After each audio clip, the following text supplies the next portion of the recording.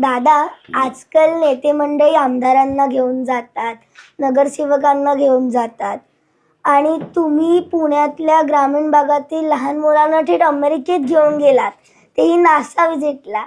हे कसं काय?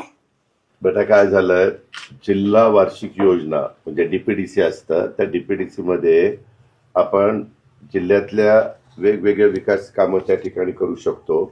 नासा एक जागतिक पातळीची महत्वाची संस्था आहे.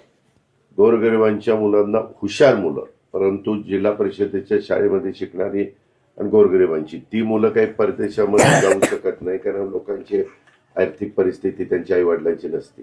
ह्या मुलांना जर लहानपणी त्यांचे जे बुद्धिमान आहेत त्यांचं सिलेक्शन आम्ही करतो आणि त्यांना पाठवतो. आता 25ची बॅच आपण पाठवलेली आहे आणि त्यांना तिथं गेल्यानंतर नासा म्हणजे काय, जगात काय चालतं, कशा पद्धतीनं चालतं, एक कॉन्फिडन्स त्यांना येतो. तो येण्याच्या करता आपण ते पाठवलं, असं आपण केलं. ओके, म्हणजे तुम्हाला फार्मर्सच्या मुलांना सायंटिस्ट बनवायचंय, ॲस्ट्रोनॉट बनवायचंय ना? नुसतं शेतकरी नाही, काही जण शेतकऱ्यांची मुलं असतात, काही जण ज्यांची शेती नाही पण मोलमजुरी करतात, पण त्यांची मुलं हुशार असतात. अशी गोरगरिबांची मुलं की जे कधी पण विद्यार्थी दशेमध्ये परदेशात गेले नसतील, अशा मुलांना तिथं पाठवायचं आणि मग